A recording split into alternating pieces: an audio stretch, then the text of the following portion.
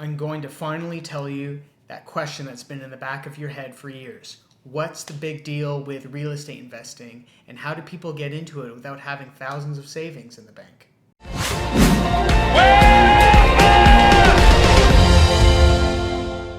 Can you imagine if just on the first of the month there was $3,000 that showed up in your checking account?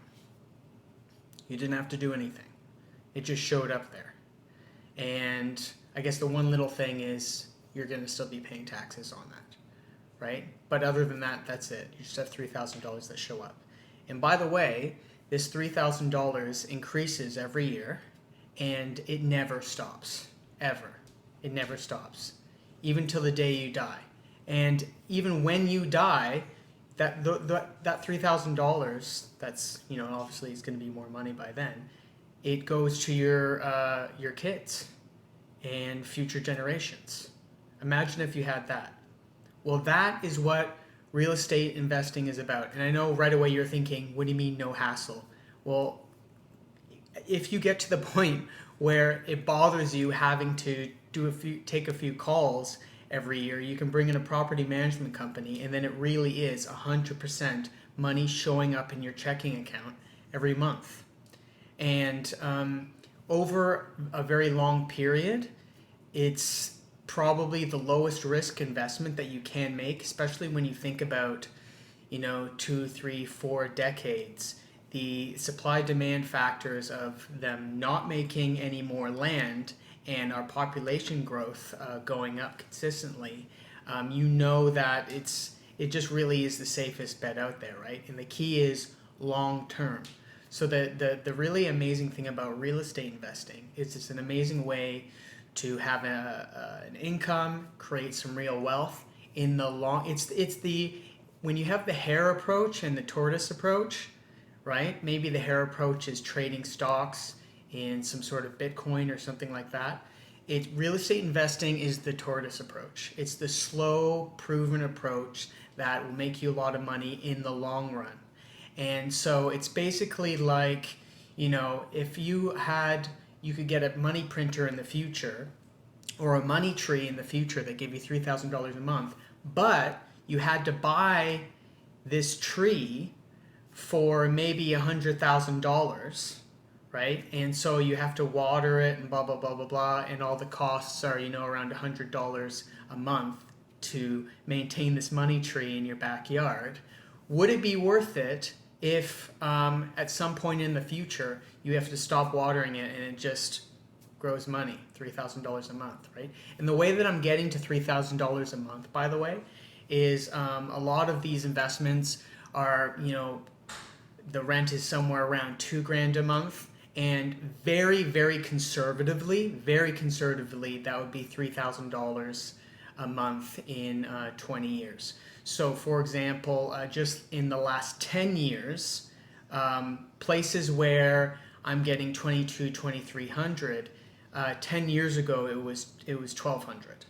So $1,200 to $2,200. So that's $1,000 increase in 10 years. So I'm being very conservative because I'm saying you're going to have that not in 10 years, in 20 years. So never mind 3,000, this could easily be 4,000 a month, right?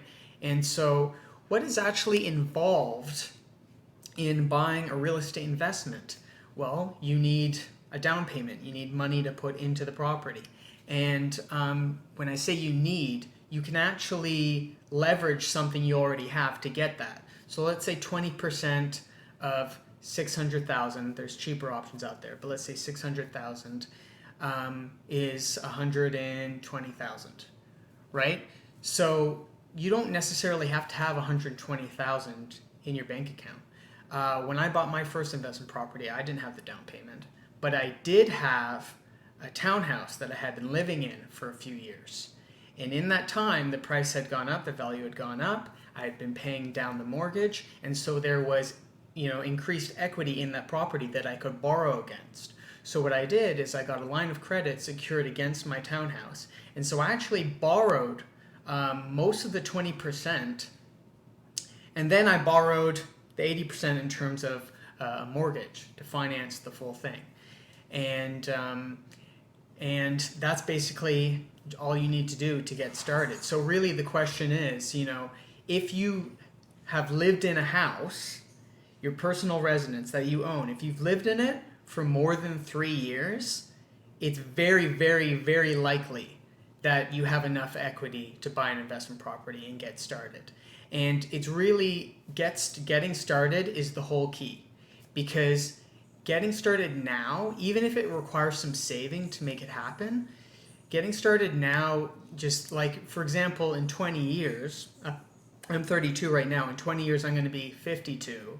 That's still pretty young, right, to have, a mortgage-free investment. And when I say 20 years, just to explain, that's how long it would be estimated that you pay off the mortgage.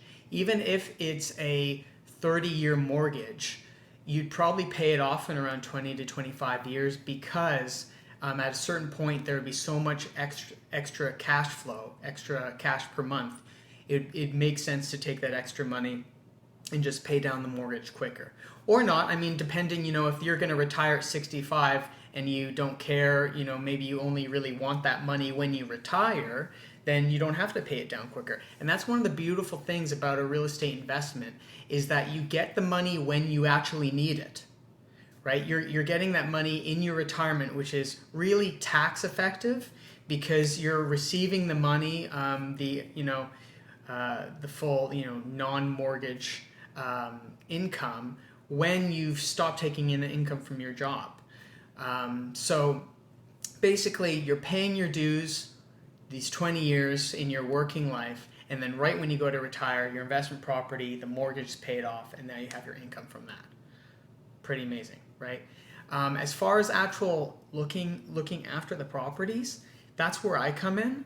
I basically, if there's ever a problem, my clients just give me a call and I help them and I tell them what to do. And really, from their experience and in my own experiences, for each of my properties, it's usually maybe around 5 to 10 phone calls a year. It's not a lot of maintenance if you buy, and it can even be less than that depending on the type of property that you buy, right?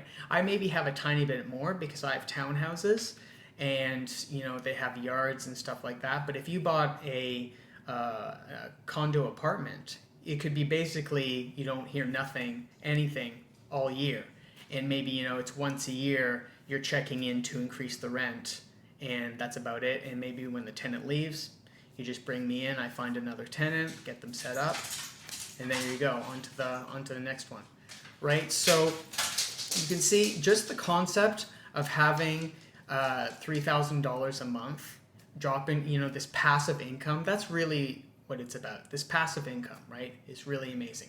So I'm sure I've brought up a lot of questions about real estate investing. I've left a lot unsaid, and that's on purpose, so that you can check in with me and see how I can help you bring this to fruition. Talk to you soon.